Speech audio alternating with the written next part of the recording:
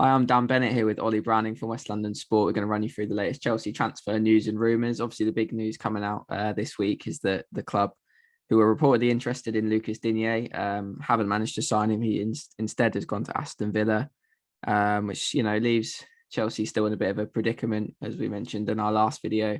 Reece James out for a while, Ben Chilwell out for the season, looking very light in that wing back area. We both kind of agreed, Ollie, last week, didn't we, that we thought Lucas Digne was probably the best option that Chelsea could go for. Obviously, now that's not going to happen. What are your kind of thoughts now going forward? Obviously, I think we're both in agreement that they can't do nothing in that area. They've got to do something. But, trying to recall Emerson Palmieri from Lyon, he's been out on loan there. They're trying to get him back. There's obviously reports that we mentioned last time as well about Sergio Dest, Theo Hernandez, people like that. Where are you kind of at the moment with that? What do you think is the best kind of way forward? Yeah, it's interesting, isn't it? Because if you it came down to real interest between Aston Villa and Chelsea, the club you probably want to go to is Chelsea, but he's ended up at Aston Villa. So it makes you wonder if Chelsea did ever properly approach him, because he was desperate to leave Everton. It seems fell out with Rafa Benitez. It did look like the best option for Chelsea, I think, in that area. And I mean, what adds to it as well is that it seems like in recent weeks, Tuchel has just been trying everybody at wing back, trying to tweak his system to put cover there. I think I saw a joke a few days did his interview that his punishment would be to be played at wing back. I think that says it all, that he's genuinely tried so many Chelsea players there.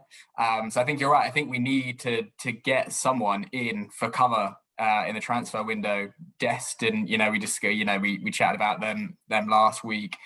I still think they're good options, but I agree with you. It'll be a bit strange if we don't do anything. But yeah, we'll have to wait and see. Yeah, because if they were just short-term injuries, you'd kind of understand waiting. But I mean, James's is pretty bad, isn't he? He's going to be out for a fair while. And there's been a lot said about it being a two-horse title race now, or Man City potentially running away with it, and then Liverpool and Chelsea are out of it. But they're not really out of it. It turns around so quickly, and you feel like if there's a chance to win the title there, you want to be going for all out to try and do that. And I just think with the way it is at the moment at the wing back spots, that's a huge weakness in the team, and it is one that they've got to address. And I think they should still, even if not the Premier League, they've still got hopes, obviously, into the Carabao Cup final now of winning things, and that is an area they need to address. I think personally, if Dest is someone they could get, I think that would be a good option, because I don't think he'd be loads and loads of money. I know he's a young player. He's obviously still got a lot of developing to do, and he's not going to come in and be amazing straight away, but he would be an upgrade, I think, while James and Chilwell are out. And I think with the way Barcelona are at the moment, obviously just desperately trying to get players off the books, aren't they? Trying to free up some wages so they can register the players they actually do want. I think this is it, maybe there is a deal to be done there. I think so. Like you say, he's a young player, and Chelsea, they're good at developing young players. Like we've seen it so many times before. Barcelona, like you say, they need to get names off the books. It's just whether they would want to sell a player that is, he's highly rated, isn't he? He's got a lot of potential. But yeah, I mean, we made the Carabao Cup final last night, and the fixtures are stacking up. Surely you're going to need more cover than 30 plus years old Marcus Alonso at left back and Azpilicueta, who, like we said last week, they've been amazing for the club for years, but they don't really offer that kind of attacking threat that James and Chilwell do. And yeah, on the point about the title race not being over, we've got Man City later this month, and if we beat them, it's a big ask, because they really don't seem to have any weakness in that team. Then I think the title race is completely back on again. So it makes sense to dip into the market, I think.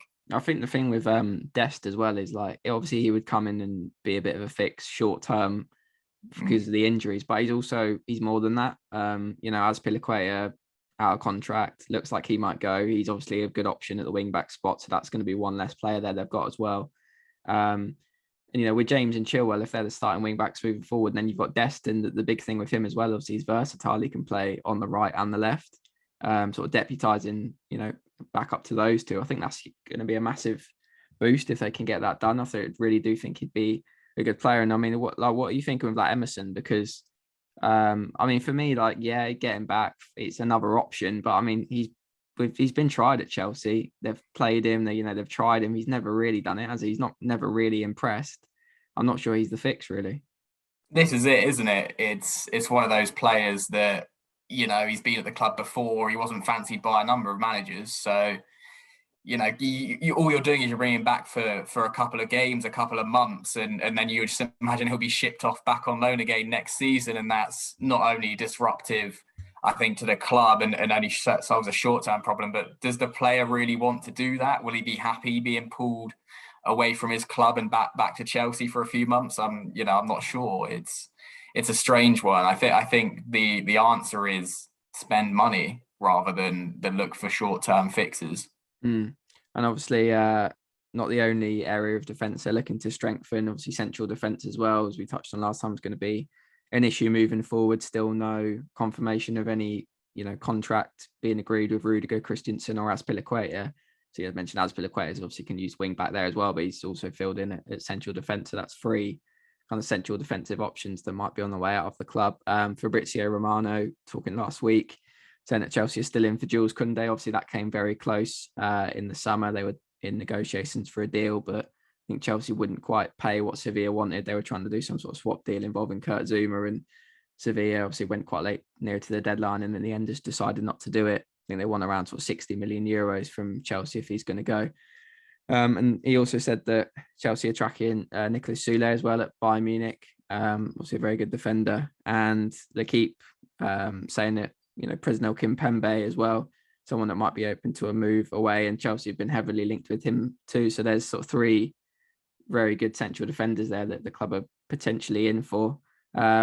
What do you think about those? Or who would your kind of preferred option be if you could go for one of those three? Yeah, I think the name that jumps off the page to me is Kimpembe over sort of Koundé. I think Kimpembe's, I've always been a massive fan of him since he kind of first sort of started playing at PSG, and he always seems to me like one of those dream kind of signings that would be really hard to pull off, because I'm not sure a club like PSG would want to lose him. He for me, I put him in the same bracket that I would have put Varane in before he moved to Manchester United. So I know it's not gone massively great for him there, but I still think Kimpembe is one of those dream signings. And I think you kind of look what happened last time he bought a defender from PSG or got a defender free from PSG, Thiago Silva. It just fills me with confidence that it would be a good deal to do. I think, yeah, out of all those three, he's the one that jumps out the most to me as well, just because he's been there and done it with France. He's very, he's young, obviously, but he's experienced at the top level because he's played a lot of games for France. He's done it with PSG as well. He's a regular in their team. That strikes me as a little bit of a hopeful one. I just, like you say, you touched on there, I just don't know that PSG are going to let him go to a rival, I say rival because they'll be rivaling in the Champions League. Yeah, it's an interesting one. I think Koundé is the one that seems to be sort of the most likely based on the reports that we've heard. And I do think, and obviously another French defender, I do think that would be a good one. I think he's very well suited to being in a back three as well. Kind of like Rudiger, if Rudiger goes, I think he could fill that void quite nicely. I think obviously he's going to take a while to get up to speed. He's not going to come in and do just as well as Rudiger's done this season, because Rudiger's a lot older and a lot more experienced. But for me, I think Kimpembe ideal. Don't think it seems unlikely it's going to happen, but Koundé, I think that's the one they should really be going for if they can't get Rudiger, Christensen and Azpilicueta to sign. Absolutely, yeah. I think he'd be a great alternative to Rudiger. I think Koundé, like you said in the summer, it sounded like Chelsea were close to signing him, and it always seems to be that Liverpool are linked with him as well. So you could have a little kind of battle going on there, whether he gets interest from both clubs where he'd want to go, because those two clubs, the projects there are very similar kind of level, aren't they? So it'd be interesting to see if both teams were in for him.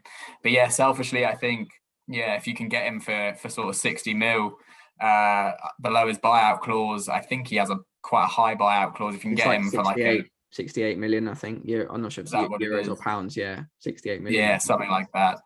Yeah, then that's, it's, I think, like you say, great alternative to Rudiger. And I think if you can't get him, Christensen or Aspilicueta to sign, you should have a feeling of that sort of got 4 or 5 months before their contracts end, whether they're going to sign or not. I know it sounds like we don't have much of a feeling, but behind the scenes, someone's got to be putting plans into place, surely. Yeah, that's just what I was just going to say as well. I think it's such a big window for Chelsea, and obviously it's very hard to do business in January, but you're at the point now where, you've got 3 defenders not running down their deals at the end of the season and no sort of replacements to come in.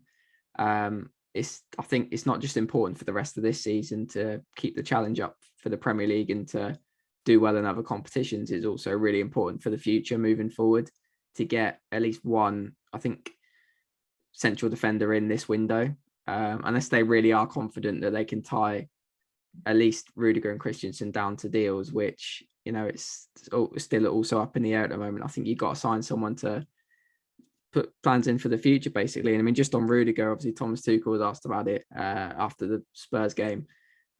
Sort of seemed confident, didn't he? Seemed like, gave quite a positive response. I mean, he's been asked about it so many times now, and every time he speaks, there's no like real update on it. They interviewed Rudiger after as well, and he was sort of talking about he's enjoyed this chapter of his career and things like that. I don't know how much you can really read into all that sort of thing, but what did you make of like Tuchel's comments? It seems to be a little bit more optimistic now than maybe it was a couple of weeks ago. The Real Madrid interest seems to have maybe cooled a little bit as well. Yeah, I think optimism is good, and I mean he was bound to kind of get questions, wasn't he? After Rudiger scored the goal that sent Chelsea through the League Cup final, so it was just a good kind of opportunity for that. I think Tuchel is a very kind of optimistic manager anyway. When he speaks to the press, is always, he's never digging in, he's never digging anyone out, and he always kind of seems to find the positives. Whereas you kind of read the report from The Athletic, which I think came out today, that sort of suggests that we're not really anywhere near kind of tying him down. So it's quite an interesting juxtaposition there. But I think you hit the nail on the head with, if you can keep Rudiger and Christensen, I think that's a good those are good negotiations. Like you can afford to lose Aspilicueta, as I'm a massive fan of him.